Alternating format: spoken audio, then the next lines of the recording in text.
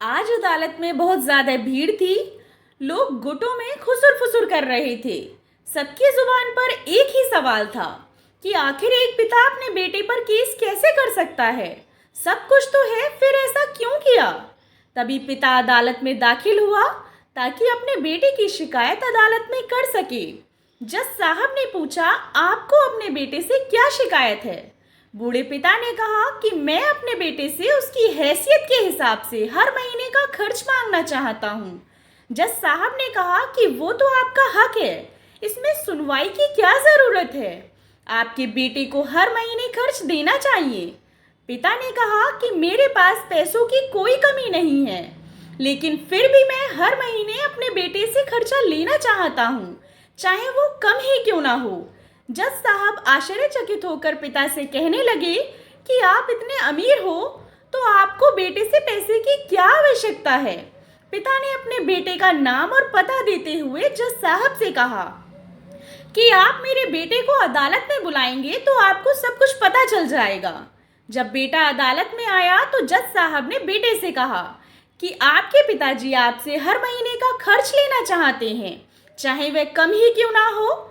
बेटा भी जज साहब की बात सुनकर आश्चर्यचकित रह गया और कहने लगा कि मेरे पिताजी बहुत अमीर हैं, उनके पास पैसे की कमी नहीं है, फिर भला उन्हें पैसों की क्या ज़रूरत है।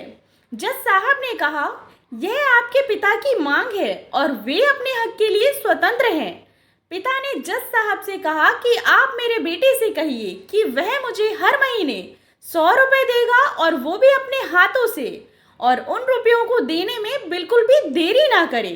फिर जज साहब ने बूढ़े आदमी के बेटे से कहा कि तुम हर महीने 100 रुपये बिना देरी के उनके हाथों में दोगे।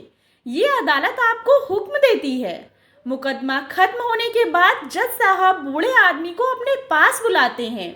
उन्होंने बूढ़े आदमी से पूछा कि अगर आप बुरा ना माने तो मैं आपसे एक बात पूछूंगा।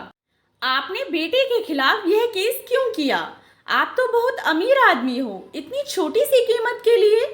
बूढ़े आदमी ने रोते हुए कहा कि जज साहब, मैं अपने बेटे का चेहरा देखने के लिए तरस गया था। वह अपने कामों में इतना व्यस्त रहता है, एक जमाना गुजर गया उससे मिला नहीं और ना ही बात हुई, ना आमने सामने और ना फोन पर।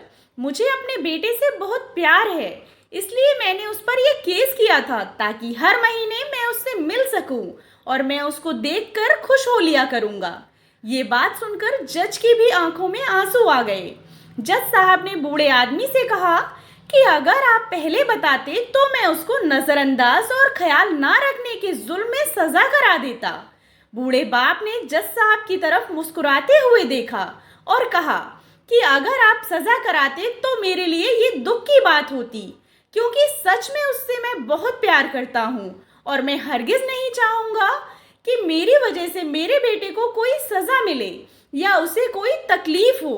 दोस्तों, ज़रूरी नहीं कि माता पिता को आपके पैसे की ही ज़रूरत है, उनको आपके समय की भी ज़रूरत है। माता पिता के साथ अधिक से अधिक समय बिताएं।